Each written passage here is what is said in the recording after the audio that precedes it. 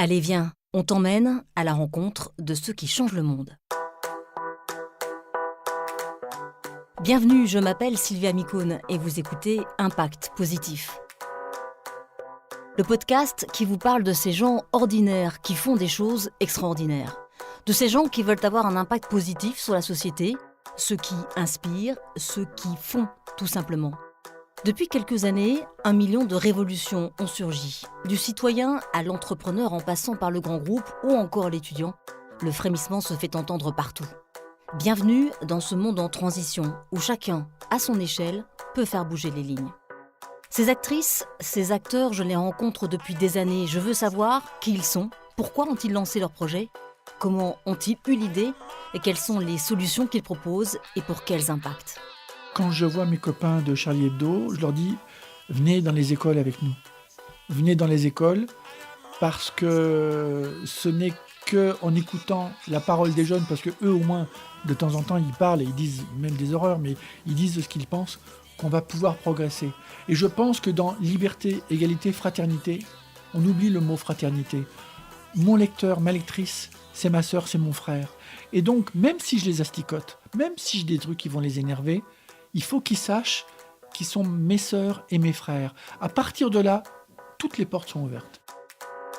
Pour ce 10e épisode d'Impact Positif, j'ai décidé de tendre le micro à Plantu. À la veille du 13 novembre, il nous a accueillis chez lui, entouré de ses dessins, de ses photos, ses livres, à l'abri. Pourquoi Plantu ? Parce qu'au-delà de brandir sa plume acérée avec humour et empathie tous les jours dans les pages du Monde et de l'Express, Plantu est un dessinateur engagé. Voilà plus de 12 ans qu'il parcourt la planète avec Cartooning for Peace, la fondation qu'il a créée avec Kofi Annan et qui regroupe des dessinateurs du monde entier, juifs, musulmans, athées, chrétiens, parfois menacés de mort dans leur pays. Avec les dessins de tous ces artistes, il arpente aussi les écoles, les prisons pour éduquer à la liberté de la presse. Jusqu'où peut-on aller ? Qu'est-ce qu'une image ? Pourquoi la ressentons-nous différemment ? Pourquoi est-il important de se parler et de ne jamais lâcher les fils du dialogue ? Une pédagogie qui porte ses fruits, 800 000 enfants touchés en 3 ans, mais tellement de travail encore à accomplir. C'est une conversation, vous allez l'entendre, qui coule, vogue tranquillement, tel un bateau sur une mer calme. Plantu, le mec qui n'a jamais été insouciant, qui a toujours souffert du syndrome de l'imposteur, vous explique sa raison d'être et de continuer, tout en douceur et en bonne humeur, souvent indigné, jamais fâché, guidé par un certain espoir et la hargne de réussir qui le poursuit depuis le début de sa carrière. Pour me soutenir, continuez de découvrir des personnalités qui nous montrent un chemin. N'hésitez pas à vous abonner à ce podcast sur iTunes ou sur votre plateforme de podcast préférée. Notez-le, commentez-le, partagez-le. Impact Positif, épisode 10, andiamo. Bonjour Plantu. Bonjour. On est ravis de discuter avec vous pour Impact Positif. Merci de nous accueillir chez vous pour cette émission. Vous êtes dessinateur de presse, l'un des plus connus au monde. Vous travaillez au Monde, à l'Express, observateur de la vie politique française et internationale, insolent, drôle, humaniste, indigné, touche à tout. Mais aussi auteur, vous venez de sortir un dernier livre aux éditions du Seuil dont on va parler, 10 bonnes raisons de ne pas se faire sauter. C'est un entretien avec le recteur de la mosquée de Paris, Dalil Boubaker. On va en parler tout à l'heure. Vous êtes aussi un artiste engagé au sein de Cartooning for Peace, une association que vous avez fondée il y a plus de 10 ans avec Kofi Annan, que vous présidez et dans laquelle vous défendez la liberté de la presse pour vos confrères menacés dans beaucoup de pays sur la planète. Vous menez avec cette association beaucoup d'actions, notamment dans les écoles. On va brosser toute cette facette de votre carrière, votre profil, votre parcours, mais on commence tout d'abord par le début. Vous vous appelez Jean Plantureux, vous n'avez pas commencé votre carrière professionnelle en tant que dessinateur, vous étiez vendeur aux Galeries Lafayette, vous envoyiez vos dessins au Monde jusqu'à ce qu'un jour l'un d'entre eux soit publié. Quand vous repensez à vos débuts, vous vous dites quoi ? Quelle chance quelle chance de me retrouver avec des gens qui ont bac plus 10, bac plus 20. Qui sont vous avez même... fait des études aussi quand même. Oui, mais que j'ai raté. Et donc, j'étais vraiment j'étais le désespoir de mes parents parce que j'étais un garçon très sage. En classe, j'ai toujours été très sage. Et je captais pas les choses que mes copains captaient. Je me souviens, j'avais un copain derrière moi en histoire. Je dis, mais il avait 15. Il disait jamais rien. Je dis, mais comment tu fais ? On a assisté au même cours. Moi, j'ai 8, toi, t'as 15. Et je voyais pas où était le problème, mais je captais. J'étais rêveur. Et donc déjà, je dessinais beaucoup dans la marge de mes cahiers. Et puis, je voyais tout en dessin. Vous voyez, quand je vous vois, Sylvia, je vois votre... Vous savez, qui est typique de... Quand on est à l'écoute, vous mettez le doigt à côté de votre lèvre inférieure. Et ça veut dire, je te capte. Et même, d'ailleurs, on pourrait même dire, le doigt est presque une antenne. Et donc, pendant que vous me parlez, moi, je vois le dessin que je peux faire, je vois les boucles d'oreilles, je vois le doigt. Donc, Et je vois des fils et je vous vois la n'écoutez boucle. plus. Exactement. Je vois tout ce que j'ai envie de dessiner. Et de ce que je voudrais, si j'étais capable, je dessine. Vous voyez, j'ai connu Cabu très très bien, le dessinateur de Charlie Hebdo, que j'adorais. J'ai jamais été capable, comme lui, de dessiner aussi bien, rapidement, une personne avec quelque chose de caustique, de malin, et à la fois que c'est une vraie caricature. Moi, si je dois vous dessiner, vous, Sylvia, vous êtes jolie, vous avez des beaux yeux, je vais l'axer là-dessus, et à la fin, vous allez me dire « Ah, vous m'avez fait plus jeune que je suis. » Et en fait, parce et que vous n'aimez pas dessiner des femmes. Donc je suis un mauvais exemple. J'adore ça, parce que en fait, j'adore ça. Mais j'essaye de me débrouiller pour faire un dessin, quand j'aime la personne, plutôt gentil. Cabu arrivait à faire un dessin incroyablement proche de la réalité, à la fois un peu méchant, un peu caustique, avec beaucoup de tendresse, mais avec un background d'académie, de dessin académique, que moi, malheureusement, je n'ai jamais eu. Donc, je me débrouille. Je suis le gars qui a passé sa vie à se débrouiller, en disant, en gros, ça s'est pas trop vu. Les gens... En tout cas, ça dure. Ça dure, oui, exactement. Ça dure, et j'ai l'impression que c'est une escroquerie qui dure. Vous avez le syndrome aussi de l'imposteur. Oui. Et que je me dis, ils vont se réveiller, ils vont vite se rendre compte, ça va... Ou des fois, je me souviens que Jacques Fauvet, qui était notre directeur il y a 30 ans au Monde, quand il me serrait la main, je me disais, mais il ne se rend pas compte, il me serre la main à moi. Et puis en plus, il m'envoyait des chèques, à l'époque, quand je recevais des chèques quand je faisais des dessins, et je recevais le chèque, je disais, mais attends, je fais des dessins, je reçois un chèque. Pour moi, c'était impensable. Inimaginable. En tout cas, votre premier dessin, c'est une colombe avec un point d'interrogation dans le bec. C'est devenu un peu un dessin fétiche pour vous? Incroyable. Mais vraiment, il y a des suites comme ça. C'était en 72, hein? Ouais, je vendais des meubles, je vendais des escabeaux au 6e étage des Grilles Lafayette. Et puis, le matin, avant de venir aux galeries, je connaissais personne dans le monde de la presse. Hein. D'ailleurs, d'où le drame chez mes parents, parce que quand ils ont vu que je me lançais dans le dessin de presse, ils ont dit « Mais Jean, tu te rends pas compte, tu connais personne. » Donc, c'était la catastrophe. Et à la pause de 11h, aux galeries, je téléphonais pour savoir si mon dessin avait intéressé quelqu'un. Alors, pendant des mois et des mois, il n'y a rien eu. Et puis un jour, un samedi, il y a un dessin qui a été pris, après 2, après 3, et j'ai compris que je rentrais peut-être dans une forme de carrière. Comme M. Jourdain qui découvrait qu'il faisait de la prose ou des vers dans la pièce de Molière, moi je découvrais que j'étais dessinateur de presse.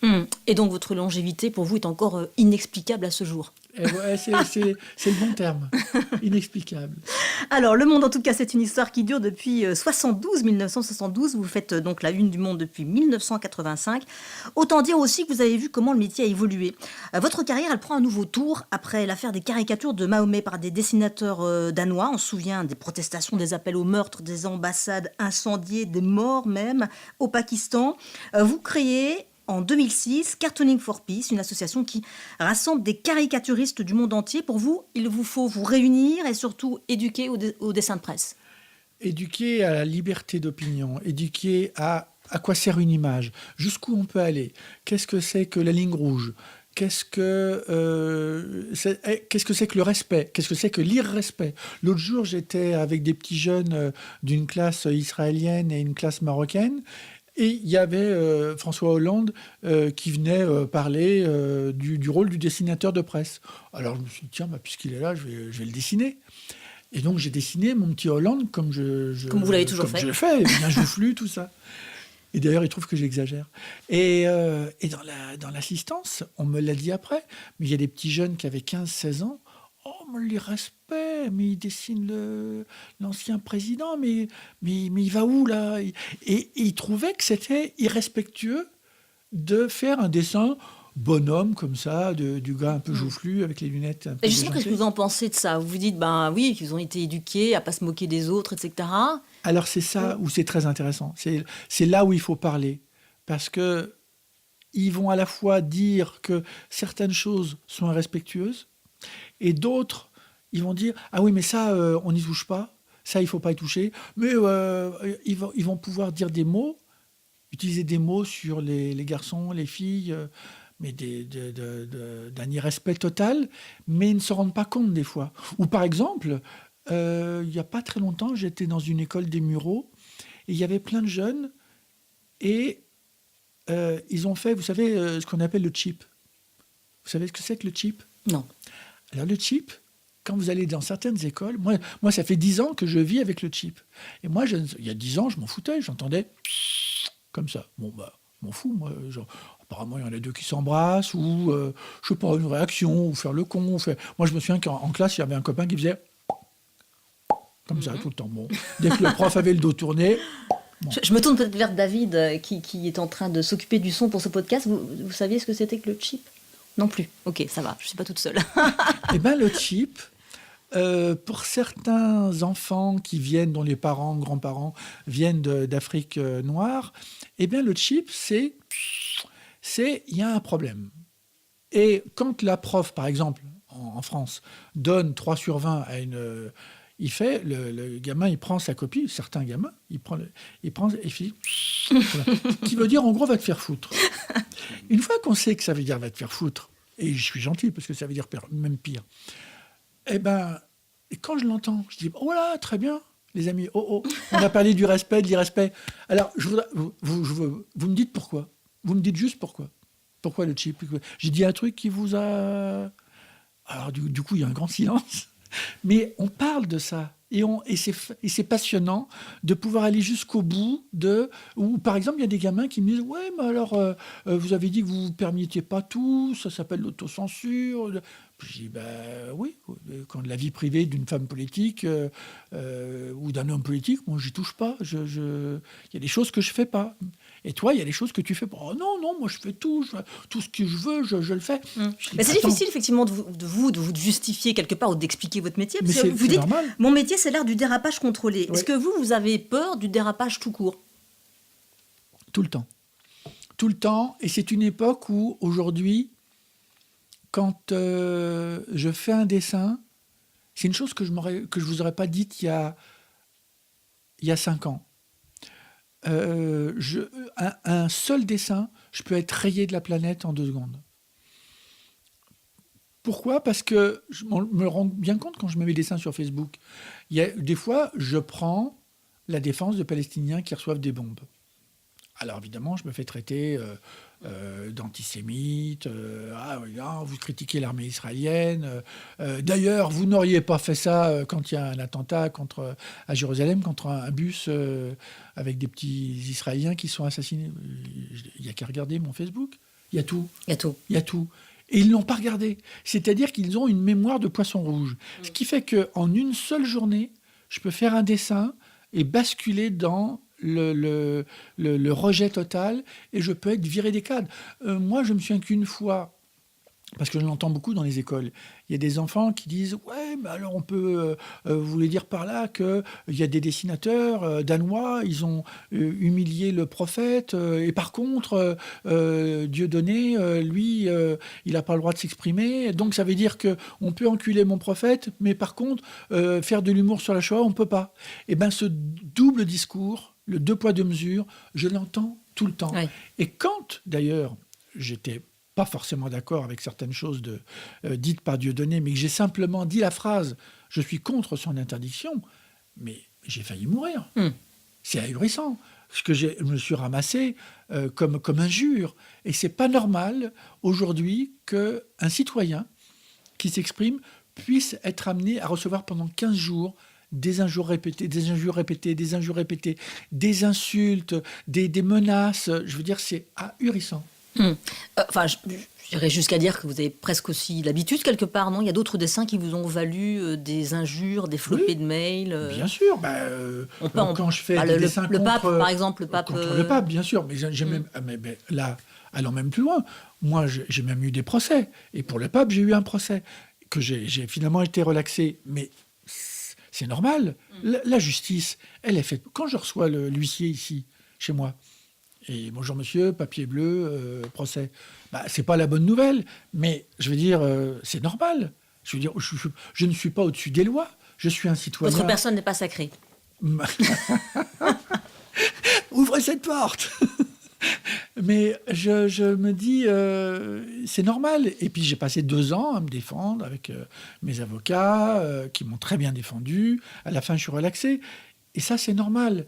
Mais l'insulte et jeter l'insulte sur Facebook, sur Twitter, sur les réseaux sociaux, répéter, et ben à la fin, on s'est dit, mais attends, justement, le gars que vous citez, il est très très bien organisé. Quand je fais un dessin qu'il critique, il a tout un banc de sbires dont le boulot est de salir la personne qui a osé s'en prendre à Jean-Luc Mélenchon. Et ils font ça très très bien, c'est un vrai métier.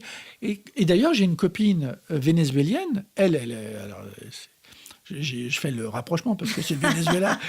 Le Venezuela me vient automatiquement parce qu'il adorait le Venezuela et il adore toujours le Venezuela. Mais il y a une copine vénézuélienne de Caracas, elle s'appelle Raima. Tous les jours, elle était insultée par Hugo Chavez. Tous les jours. Tous les jours, elle a été ensuite insultée par le président Maduro, le président actuel au Venezuela. Il donnait ses orientations sexuelles sur la télévision. Il donnait son adresse dans une des villes les plus violentes de toute l'Amérique latine. Et bien maintenant, elle est réfugiée à Miami. Et le jour où Mélenchon sera au pouvoir, j'irai ailleurs. Alors, je voudrais qu'on revienne sur votre engagement. J'aimerais qu'on revienne sur Cartooning for Peace, avec lequel vous mettez en avant le travail de ces caricaturistes qui sont menacés de mort dans leur pays parfois. Et je voudrais aussi qu'on parle de vos actions dans les écoles, dans les prisons. 12 années d'action maintenant. Comment vous mesurez votre impact ? Quand, par exemple, là, j'étais en Turquie il y a quelques jours pour défendre un dessinateur qui a fait de la prison, du journal Cumhuriyet, le grand journal d'Istanbul. Et il a déjà fait 9 mois de prison. Et il risque un autre procès. Et s'il le perd, il aura 13 mois de prison. Quand je me rends compte qu'il a besoin de moi, quand je me rends compte qu'il faut absolument aider ces dessinateurs qui se battent pour la liberté d'expression, quand j'ai eu la chance au mois de mai dernier d'aller rencontrer Kofi Annan avant qu'il ne disparaisse pour faire une petite vidéo pour défendre ce dessinateur turc qui s'appelle Musakart, Kofi Annan, tout de suite, il a fait une vidéo avec moi qu'on a mis sur les réseaux sociaux pour, évidemment que ça ne peut pas le défendre totalement, ce dessinateur, mais au moins ce dessinateur sait qu'il n'est pas seul dans son pays et qu'il y a des gens de mon association, Cartooning for Peace, Dessin pour la paix, avec plus de 180 dessinateurs, et on essaye de montrer les endroits où il y a des dessinateurs. On a défendu un dessinateur israélien il y a 2 mois, qui a fait tout le gouvernement israélien avec des têtes de cochon.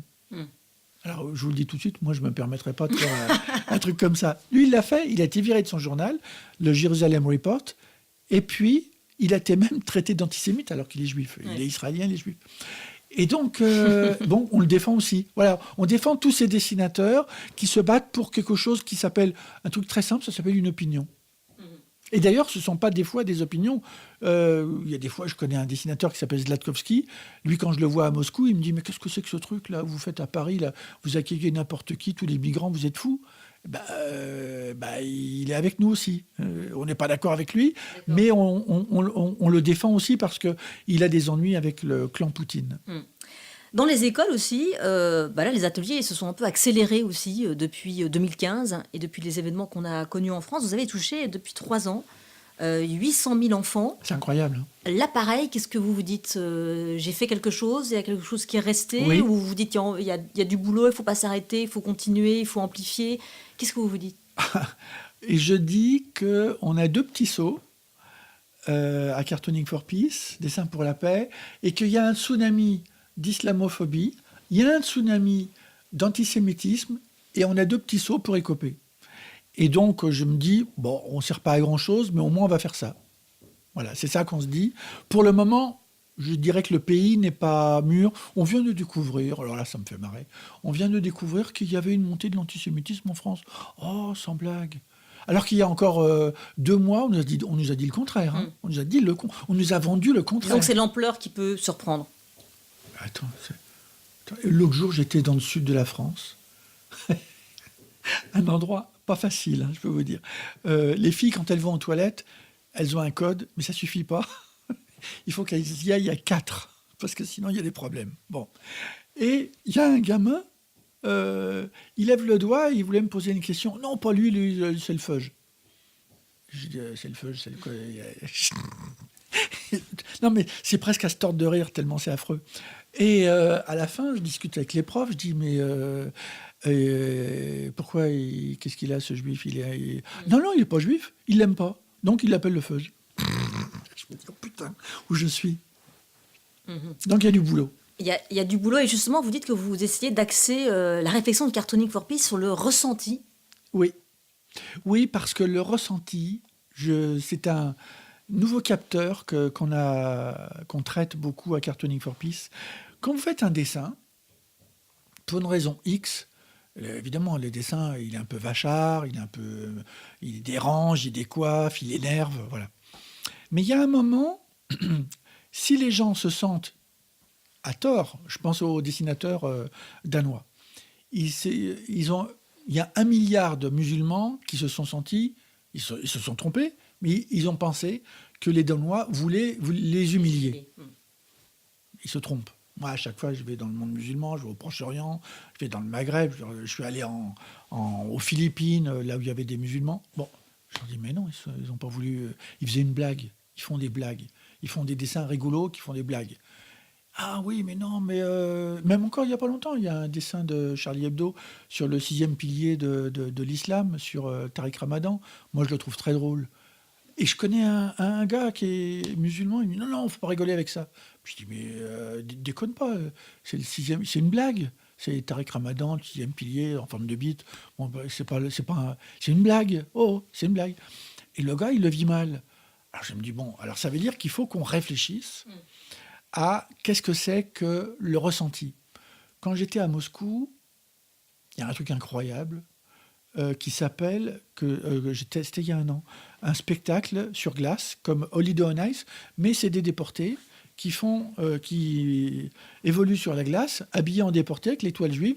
Ils miment la petite moustache Hitler, ils font le bras tendu, n'importe quoi. Je leur dis, mais attendez, c'est quoi le truc? Ah ben ça fait un buzz, pas possible, c'est génial. Je dis, ça fait un buzz, oui, c'est possible, ça fasse un buzz, mais vous imaginez le spectacle à Paris? Eh ben, ce serait très bien. Je dis, l'idée on Ice, ça s'appelle la Shoah sur glace, mais vous vous rendez compte? Vous avez compris? Eh bien, ils ne comprenaient pas. Et je pense même, je vais même plus loin, je ne suis pas sûr que ce soit antisémite. Je pense que c'est n'importe quoi, que le gars, il n'a que en tête le buzz, et que maintenant, le sens est vide. Il n'y a pas très longtemps, la marque Zara avait fait des maillots et des t-shirts rayés avec une étoile qui était une étoile jaune. Je dis, mais attends, ils sont fous là, les gars. Alors, ils l'ont enlevé. Mais qu'ils y aient pensé et qu'il n'y ait personne pour dire, attends, il y a peut-être un petit problème, on va peut-être essayer de réfléchir. Non, vous allez voir, ça va se vendre. Mais non, mais d'accord, mais c'est quoi le sens? Dis-moi le sens. Et ben, je me rends compte que de plus en plus, le sens est complètement vidé. L'autre jour, je regardais un magazine. Il y a je ne dirais pas quel magazine, et je ne dirais pas quel grand metteur en scène de théâtre. Ils l'ont déguisé, le gars, pour l'interview, dont tout le monde se fout de l'interview. Il est déguisé avec de la marque. Alors donc, le gars, il prend la pose. Il est avec... là, c'est Ralph Lauren. Ça, c'est Dolce & Gabbana et tout. C'est quoi? Et on se rend bien compte que dans la petite musique de la mise en scène et de la maquette du magazine, on n'a rien à foutre de ce qu'ils pensent du théâtre. C'est vide de sens, sinon le marketing. Et donc aujourd'hui, la ligne marketing l'emporte sur la ligne éditoriale. Et donc vous dites dans les écoles, finalement, vous ramez pour essayer de récupérer ça? Alors je rame plus que mes copains musulmans, parce que évidemment, quand je suis dans une classe et qu'il y a un gamin qui dit « Ouais, vos copains, ils ont été tués, c'est bien fait ». Alors évidemment, là, il y a un petit temps, je suis habitué, donc je connais par cœur. Hein. Ouais. Donc j'ai tout ce qu'il faut. En fait, vous êtes habitué, c'est-à-dire qu'on vous dit souvent ça? De temps en temps. Moi, je trouve que je l'entends 10 fois dans l'année, c'est 10 fois de trop. Hein. Et quand je discute avec les profs, des fois, ils me disent, bah oui, vous n'imaginez pas comment ça a été dur au moment du 7 janvier 2015. Voilà. Et donc, ça veut dire qu'il faut être à l'écoute. Et évidemment, quand j'entends vos copains, ils ont été tués, c'est bien fait. Évidemment, quand je suis avec une dessinatrice comme Willis from Tunis, qui est une dessinatrice de Tunisie, évidemment, elle règle ça en 2 secondes. Moi, je mets 10 minutes. Elle règle ça en 3 secondes. Mais à la fin... Parce qu'elle est musulmane et que c'est Oui, plus facile. Exactement. Moi, je suis le petit blanc dans l'histoire. Et donc, à la fin, de toute façon, ça se termine toujours par des selfies. Hein, toujours. L'autre jour, on était avec cette classe israélienne et une autre classe marocaine. Il y a eu un moment, il y a un dessin d'un dessinateur de l'association qui avait montré un char dont les chenilles du char, c'était la Torah. Je peux vous raconter que c'était chaud. Hein. À la fin, il y a toujours des selfies. Et c'est là où cette pédagogie, c'est une pédagogie géniale, mais qui n'est pas assez reproduite. On a touché 800 000. Ces 800 000, ce n'est pas assez. Il faut toucher tous les enfants. Oui, et puis surtout, il faut le faire souvent. Il faut le faire souvent, et puis aider les profs, que je remercie. Les profs, sans les profs, on n'est rien. Et quand il y a quand je vous dis, quand les profs me disent « Non, le feu, non, il n'est pas juif. » Mais ils me disent ça en baissant d'un ton dans la salle des profs. Parce que ils disent c'est pas facile. Donc je me rends compte du boulot considérable. Et il faut pas les laisser tout seuls. Il faut les aider. Et c'est pour ça qu'on a cet outil, Cartooning for Peace. Mais on pourrait en imaginer d'autres. Hein. C'est un outil parmi d'autres, tout à fait. On va parler de votre livre qui est sorti récemment, au titre qui pourrait être vu comme provocateur aussi, 10 bonnes raisons de ne pas se faire sauter. C'est aux éditions du Seuil, c'est une conversation avec le recteur de la mosquée de Paris, Dalil Boubaker. C'est un livre un peu différent des autres pour vous. Comment elle a germé cette idée? Quel a été l'élément déclencheur? On a l'impression que vous avez eu envie un peu de vider votre sac avec cette interview. Oui, c'est exactement ça. Et je pense toujours en dessin, et quand j'ai la chance de rencontrer une personne, j'aime bien la faire réagir à des dessins, parce que la personne dit des choses qu'elle n'aurait pas dites s'il n'y avait pas eu le dessin. Et quand j'ai voulu faire le bouquin, je pensais interroger une dizaine d'intellectuels sur... Bon, on voit bien qu'il y a un problème, on voit bien qu'il y a une montée de l'islamophobie, on voit bien qu'il y a une montée de l'antisémitisme. Comment on peut faire pour... On travaille aussi dans les prisons, à Cartooning for Peace, pour essayer d'expliquer à plein de jeunes que le repli sur soi, le communautarisme, on est au bout du bout de ce qu'on peut faire sur les murs qui entourent les personnes maintenant, et qui se replient sur eux-mêmes et qui n'écoutent plus les autres. Donc il faut, 1, libérer la parole, et 2, essayer de comprendre pourquoi il y en a qui basculent. Et je me suis dit... Tiens, je vais interroger des intellectuels, même un imam. Et puis je discutais avec les responsables du Seuil, de mon éditeur. Je disais, d'ailleurs, je pourrais même aller voir le recteur de la mosquée de Paris. Ils me disent, vas-y. Et donc je prends mon téléphone. Coup de bol, je suis reçu. Et à ma grande surprise, parce que moi je pensais interroger plusieurs personnes, il me dit des choses incroyables sur, parmi les bonnes raisons, lutter contre l'antisémitisme. Et il le fait dans les mosquées, dans ces mosquées, parce qu'il ne gère en gros que 30% des mosquées françaises. Mais à la fois, je me dis, mais il faut bien commencer par un bout. Et je me rends compte à quel point il est un lanceur d'alerte. C'est-à-dire que ça fait 20 ans qu'il dit, attention, il y a quand même l'Arabie Saoudite qui finance des mosquées. Il revenait de Genève, où il y a une mosquée complètement salafiste et wahhabiste, et qui ne fait que déblatérer des conneries, et qui n'a aucune notion de ce que c'est que les droits de l'homme, les droits du citoyen, les droits de la femme, les droits les droits de l'opinion, les droits d'être libre. Et donc, il y a un boulot considérable. Et Dalil Boubaker n'a pas été entendu. Et je me rends compte que des lanceurs d'alerte, c'est très bien. Encore faut-il être entendu. Et il n'a pas été entendu depuis plus de 20 ans. Et évidemment, ça nous pète à la gueule. Et quand, comme il le dit dans l'interview, et quand je vois un attentat, il me dit, pourvu que ce ne soit pas encore un musulman. Parce que ça lui fend le cœur. C'est ce qu'il redoute par-dessus tout. C'est ce qui lui fend le cœur, de se dire, encore une fois, on va dire que c'est un musulman, et évidemment, bien entendu, ça va se retourner contre les musulmans. Et vous dites également dans ce livre qu'il y a toute une pédagogie à réinventer pour essayer de calmer les choses et expliquer que les musulmans de France ont une autre vocation qui ne ressemble en rien à ce que prônent les abrutis et les ignorants qui utilisent la religion du livre. On voit que chez vous, c'est vraiment une obsession. Hein. Ça pourrait être quoi les contours de cette nouvelle pédagogie ? Outre les actions que vous faites évidemment avec Cartooning for Peace. Eh bien, quand un ignorant, parce que c'est le mot ignorant, il est le nœud de la conversation, quand un ignorant dit des choses sur le Coran, et on se rend compte que 9 fois sur 10, c'est n'importe quoi. Il ne le connaît pas. Il croit le savoir, il ne le connaît pas. Et quand il parle des Juifs, l'argent et les Juifs, il ne le connaît pas, il ne connaît rien. Et donc, ça veut dire qu'il faut tout reprendre calmement, je dirais presque sans invective, mais il ne faut rien lâcher. C'est-à-dire que s'il n'a pas compris, on ne quitte pas la pièce. Et si on n'a pas réussi au bout d'une heure, c'est un autre qui va prendre le relais. Je crois qu'il faut juste libérer la parole, parce que en plus, je vais aussi dans des endroits où je vois bien qu'il y a des jeunes qui, eux, me disent « Bon, ça va, j'ai compris, on m'a demandé de t'écouter, je t'écoute, mais je ne suis pas d'accord. » Et donc, je vois bien, je le connais par cœur, ce regard de mutisme, où je me dis, là, il faudra que je revienne, et celui-là et celle-là, il faudra qu'on revienne. Et j'apprends aussi énormément, quand je suis allé à Molenbeek, à Bruxelles, eh bien, j'utilisais le mot djihadiste. Et il y a une petite musulmane de Molenbeek qui me dit, mais arrêtez avec le mot djihadiste.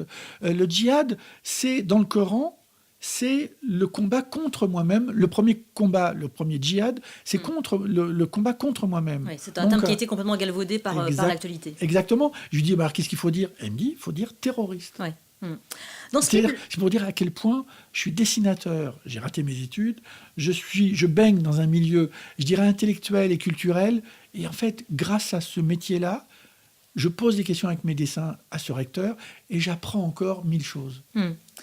Dans ce livre, justement, le recteur commente et réagit donc à des dessins. Vous l'avez dit, vous lui montrez notamment ce dessin de Janko, un caricaturiste néerlandais, sur le doute, où l'on voit un homme monter sur une échelle et rentrer dans un nuage. On le mettra sur notre site internet.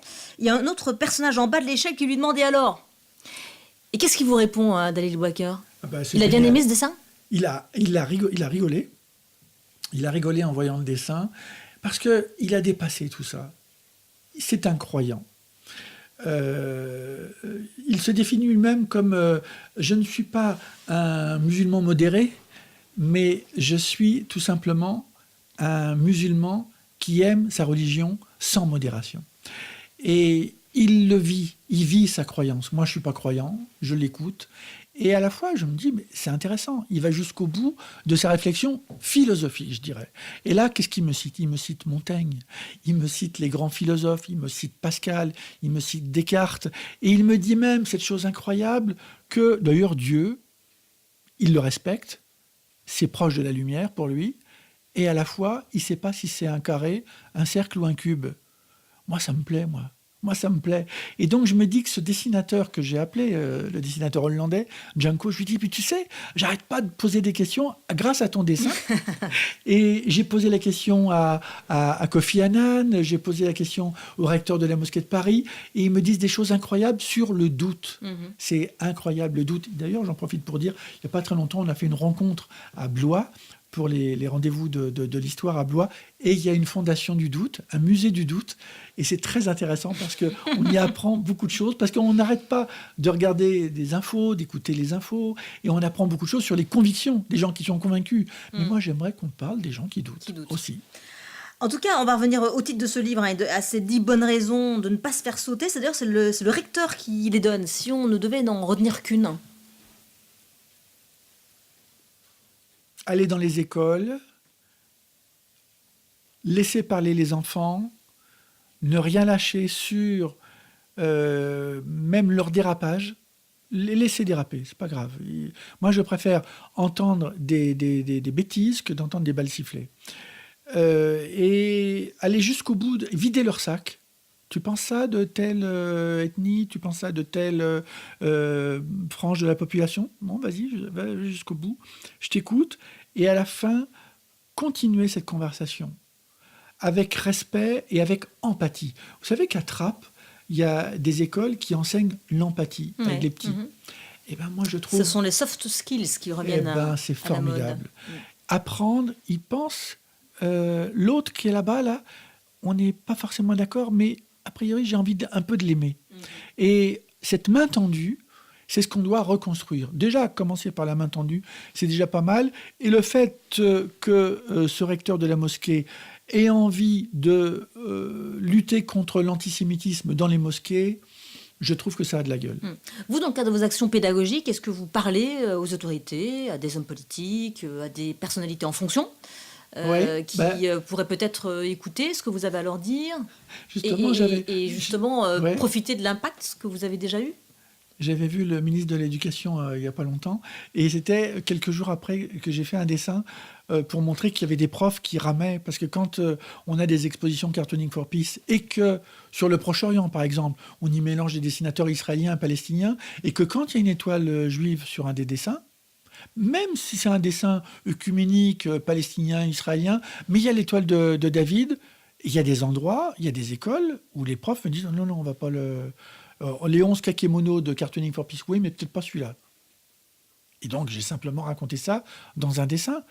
Et le ministre, il me dit « Ah ben, vous critiquez les professeurs ?» Je dis « Je critique pas les professeurs. Je dis qu'il y a des endroits, et en plus, je travaille avec les professeurs. Le boulot, c'est de travailler avec les professeurs. Mais il y a quand même des endroits où il faut quand même dire qu'il y a un tel antisémitisme qu'il y a des expositions avec une étoile de David qui n'ont pas le droit d'être montrées. » Et pour revenir sur le dessin du doute, ce dessin tout gentil sur le doute, avec le gars en bas de l'échelle qui dit à celui qui est en haut, avec les petites fesses qui dépassent du nuage, « Alors, qu'est-ce qu'il y a? C'est quoi? C'est le doute. » Eh bien, il y a des endroits autour de la Méditerranée où ce dessin, qui fait partie de Cartooning for Peace, ne peut pas être montré dans certains endroits de la Méditerranée, parce que dans certains pays, le doute est interdit. Le doute est interdit. C'est une phrase qu'on ne me disait pas il y a 10 ans. Plantu, on va revenir à votre métier de quotidien, à vos dessins quotidiens. On va revenir à la politique française un tout petit peu avant de terminer ce podcast. Est-ce que Emmanuel Macron, ça y est, vous l'avez bien dans les doigts? Alors oui. Quand il est arrivé au pouvoir, on sent que vous avez eu un peu de mal. Vous avez raison. Vous aviez beaucoup de nostalgie. De Sarko. De Sarkozy, évidemment. Ça, on le sait Sarko, tous. c'est mon petit préféré. Aussi de François Hollande. Oui, Comment ça se passe maintenant? Vous l'avez? Ça y est, c'est rentré? De mieux en mieux. Mais il y a quelque chose de rigolo chez Sarko, comme il y a quelque chose de rigolo chez François Hollande. Et donc, évidemment, je me jette dessus, mais il trouve que je le fais trop joufflu, François Hollande. Mais il vous en veut pas? Je crois pas. Il dit que j'exagère, il dit que je le torture, mais bon. Mais il dit ça amicalement. Mais à la fois... chez Macron, il est beau gosse, il est mince. C'est pas un cadeau pour les caricaturistes. Mais on se débrouille. Et puis ça vient de plus en plus. Le personnage... je laisse... Vous savez que j'ai un copain dessinateur brésilien qui s'appelle Chico Caruso. Il m'a dit « Laisse penser ton crayon ». Et j'adore cette phrase. On devrait toujours laisser penser son crayon, son stylo. Parce qu'il y a un moment, au bout des doigts, il y a quelque chose qui se passe qu'on n'avait pas forcément imaginé dans nos têtes, mais à la fin, il y a quelque chose qui prend forme. Comme le Trump, la mèche comme ça, les yeux... Facile, Trump.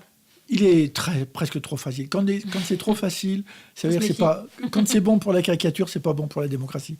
Et donc, il faut écouter son crayon, et à la fin, le personnage prend forme. Et là, ça y est, depuis un an, ça y est, je commence à bien l'avoir, mais il est en progrès. Il est en progrès. Enfin, c'est moi qui suis en progrès.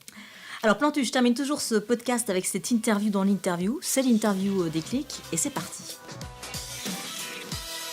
Quel est le conseil que vous auriez aimé avoir au début de votre carrière? Que mon prof de dessin, qui s'appelait Boulard, Monsieur Boulard, il me disait, les Grecs disaient rien de trop. Et je crois que dans un dessin, rien de trop. Et des fois, je me fais le reproche, des fois je regarde mes dessins, je dis pourquoi je suis trop bavard dans le dessin. Et en fait, il faut aller à l'essentiel. Et si j'ai un copain Boligan, il est dessinateur cubain, il vit au Mexique, il est incroyable, il est universel parce qu'il n'y a même pas un mot dans ses dessins. Et ces dessins sont reproduits dans toute la planète. C'est le dessinateur le plus connu sur la planète, il s'appelle Boligan. Et lui, c'est rien de trop. Et moi, pour moi, c'est ma balise d'espoir pour faire des progrès. Le ou la mentor que vous auriez aimé avoir? J'ai peu connu... je ne vivais pas avec Cabu, mais j'aurais aimé lui poser 10 000 questions. J'ai dû lui en poser 10 000 moins 3, mais c'est pas assez, parce qu'à chaque fois que je fais un dessin, je me dis, qu'est-ce qu'il ferait lui? Alors moi j'ai un copain, Kishka, qui est un dessinateur israélien. De temps en temps, quand je bute sur un dessin, par exemple, on a un copain commun que j'arrive pas à dessiner. Et donc, j'ai fait des photos, j'ai regardé, j'ai reproduit, et j'y arrivais pas. Et donc, à la fin, je lui ai téléphoné, je lui ai dit, comment tu fais? Il me dit, maintenant, tu l'as dessiné combien de fois? 30 fois? Bon, très bien. Tu jettes tout, tu oublies tout, t'enlèves les photos, et maintenant, tu regardes ta page blanche, et ça va venir tout seul. Et il avait raison. Et donc, il fait partie des gens, des mes mentors, mais quand j'ai la chance de rencontrer Régis Debray, quand j'ai la chance de rencontrer un imam qui me raconte beaucoup de choses, je Kofi me dis, Annan, mais... qui vous a aidé à lancer Cartooning for Peace. Et Kofi Annan qui m'a rattrapé par la manche. Parce que moi, je pensais faire... Quand il a demandé de réunir des dessinateurs chrétiens, juifs, musulmans et agnostiques à New York, à l'ONU, je pensais que je ferais un petit tour de piste. Bon, voilà, on a fait ça. Il m'a rattrapé par la manche. Il m'a dit, non, t'as pas compris. Il faut que tu crées une fondation, il faut que tu crées une association. Je dis, mais oui, je ne sais pas faire, moi. Et donc, j'ai fait ça, et ça fait 12 ans. Vous ne seriez jamais devenu ce que vous êtes si? Je rends hommage à mes parents, mon père travaillait à la SNCF, et il a vécu comme un drame que je me lance dans le dessin, parce qu'il trouvait que c'était c'était la honte pour lui que je me lance dans le dessin. Et je me souviens même qu'à mon mariage, il avait invité personne de son bureau à la SNCF où il travaillait, tellement il avait honte de mon boulot. Et au bout d'un certain temps, je pense que cette hargne que j'ai toujours eue pour essayer de me faire aimer, ou des journalistes, ou des rédacteurs en chef, et tout simplement des lecteurs et des lectrices, et ben cette hargne, cette volonté, je pense que c'est grâce à eux, parce qu'ils ne m'ont pas facilité le boulot au départ, mais à la fois, c'est ça qui m'a donné des armes. Et puis en plus, ma mère était un peu... Je dirais que dans la caricature, il faut être un peu méchant. Ma mère était un peu méchante. Je me souviens qu'elle disait, elle montrait une femme de loin, elle disait, celle-là, je ne sais pas quel âge elle a, mais elle fait plus. Je croyais que c'était méchant, mais peut-être que j'ai pris un peu de cette méchanceté. Ça vous aide dans vos dessins. Ça peut aider. Votre plus bel échec? Le plus bel échec... C'est marrant. Vous l'avez jamais vu sous cet angle-là? Ah si, si. Tiens, j'ai encore reparlé de Cabu, dont j'ai fait une préface là, pour un bouquin qui est sorti sur lui.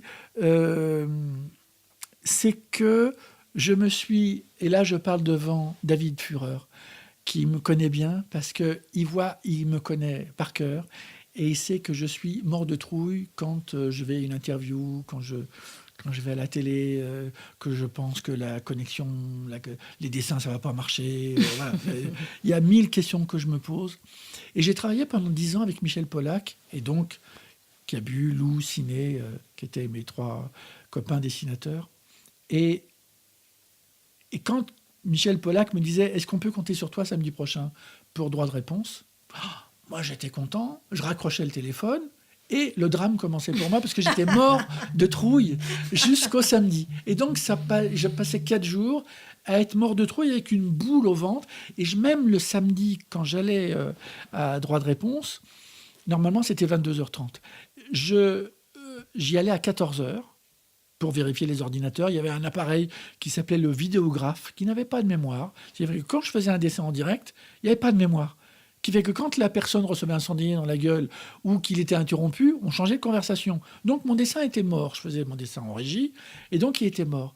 Et donc je préparais tous les cas de figure imaginables en fonction de qui allait parler, qui allait... Il y avait des changements tout le temps, parce qu'il y avait des gens qui venaient, des gens qui étaient déprogrammés. C'était un drame pour moi. À tel point que le matin, je faisais mon dessin pour Le Monde. Après, je me replongeais sous mes draps et sous mes oreillers tellement j'étais mort de trouille d'aller à la télévision. J'allais à 14 heures. À 14 heures, j'étais allé à la SFP, rue des Alouettes.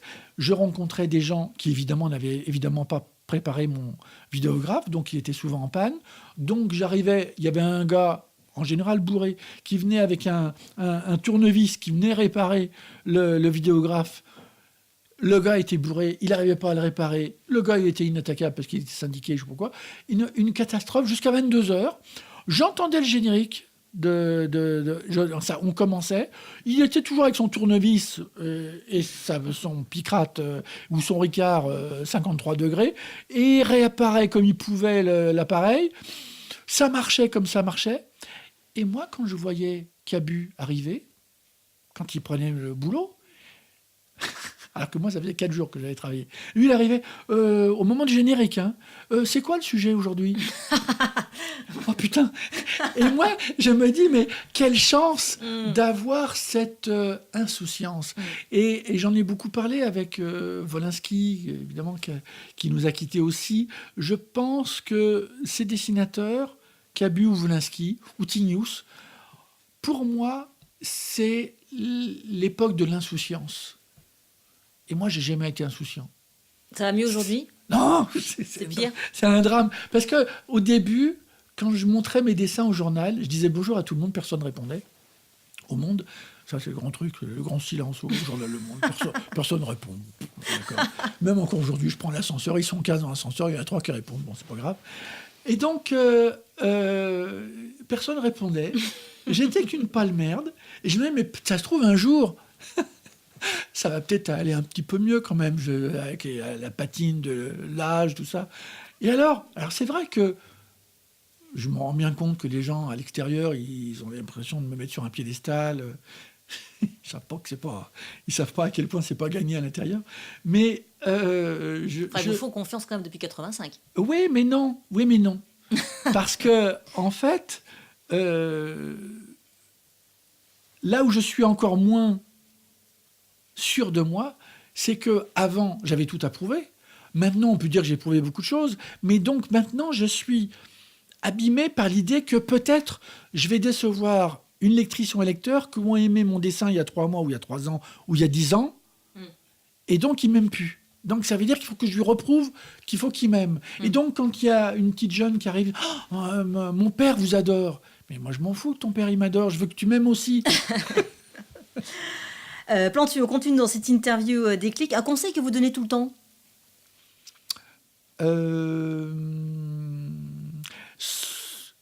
Quand je vois mes copains de Charlie Hebdo, je leur dis, venez dans les écoles avec nous. Venez dans les écoles, parce que ce n'est qu'en écoutant la parole des jeunes, parce qu'eux, au moins, de temps en temps, ils parlent et ils disent même des horreurs, mais ils disent ce qu'ils pensent, qu'on va pouvoir progresser. Et je pense que dans liberté, égalité, fraternité, on oublie le mot fraternité. Mon lecteur, ma lectrice, c'est ma sœur, c'est mon frère. Et donc, même si je les asticote, même si j'ai des trucs qui vont les énerver, il faut qu'ils sachent qu'ils sont mes sœurs et mes frères. À partir de là, toutes les portes sont ouvertes. Qu'est-ce que vous dites à ceux qui nous écoutent, qui ont envie d'agir, mais qui ne savent pas comment? Qu'il faut faire tout ce qu'il faut pour libérer la parole. Ça peut être sous la forme de la danse, ça peut être le rap, ça peut être le théâtre. Il y avait un film qui était sorti avec des jeunes de banlieue, ils jouaient du Marivaux. Et c'était mignon parce qu'à partir du prétexte de Marivaux, en fait, le prof, qui était génial, arrivait à leur faire dire beaucoup d'autres choses. Et évidemment, pour Ma Chapelle, utiliser les dessins. Et utiliser les dessins, par exemple, on s'est rendu compte l'autre jour avec les dessinateurs de Cartooning for Peace, avec ce dessinateur qui est tunisien et qui avait montré un dessin sur les chenilles des tanks israéliennes avec la Torah dans les chenilles. Il faut toujours un plan B. C'est-à-dire qu'à la fois, il faut montrer ce dessin-là. Moi, je suis pour. Il faut montrer le dessin. Et après, j'aime beaucoup ce dessin. Mais à la fois, ce dessinateur, je lui ai dit, écoute, tu as fait des dessins sur la Mecque, sur la Mecque de l'Arabie Saoudite, avec les gens qui tournent autour de la Kaaba. Tu as fait des dessins incroyablement dérangeants sur ce sujet hyper casse-gueule. Pense à le mettre avec aussi. Parce que à tous les coups, on va dire, alors quoi, il est antisémite, puis alors on va lui montrer le dessin sur la Mecque, on va dire quoi? On va dire que c'est un dessinateur libre et qui essaye de partager. Il n'a pas de certitude. Un dessinateur, au nom de quoi on aura des certitudes? On n'a aucune certitude. Pourvu que les gens ils puissent entendre qu'on essaye on est des touches à tout, mais avec empathie, et qu'on est à l'écoute de la culture des autres. Merci beaucoup Plantu de nous avoir accueillis chez Sylvia. vous pour Impact Positif. Et puis je suis vraiment touché qu'on ait pu ensemble aller jusqu'au bout de cette conversation sur jusqu'où on peut aller et comment il faut donner un coup de pied dans le fond de la piscine pour que cette putain de pédagogie qu'on n'a pas encore donnée à tout le monde, on puisse la faire partager dans toutes les écoles, dans tous les collèges, dans tous les lycées et dans toutes les universités. Justement, où peut-on avoir des nouvelles de Cartooning for Peace et de vous? Cartooningforpeace. Dans le monde et dans l'Express, évidemment. Bien sûr, mais cartooningforpeace.org, c'est un site où nous avons une équipe de 8 personnes qui n'arrêtent pas de faire des bouquins. On a fait un bouquin sur les droits de l'homme chez Gallimard, on a fait un bouquin sur le sexe, on a fait un bouquin sur les inégalités, préfacé par Maryse Wolinski, par Thomas Piketty, par Christiane Taubira. Et à la fois, on fait des expositions avec Lisa. Lisa, elle va dans toutes les écoles. Et tous les kakémonos n'arrêtent pas de circuler dans les écoles, comme en ce moment, il y a des expositions sur 14-18, avec les dessins de l'époque de 14-18 qui se répondent et qui parlent avec des dessins faits sur, aujourd'hui, par exemple, le gaz moutarde dans la guerre des tranchées de 14-18, avec le gaz sarin, avec Bachar el-Assad en Syrie. Merci beaucoup Plantu. Merci beaucoup. Et bonne route à vous. Vous aussi. Merci beaucoup de nous avoir écoutés avec Plantu. Rendez-vous sur notre nouveau compte Twitter, @ipositif, pour toutes les infos. J'attends vos commentaires, vos mails. N'hésitez pas à vous abonner, à partager cette interview si vous l'avez aimée. Et encore mieux, à nous noter 5 étoiles si vous avez passé un moment inspirant avec nous. On se retrouve très vite pour un nouvel épisode d'Impact Positif.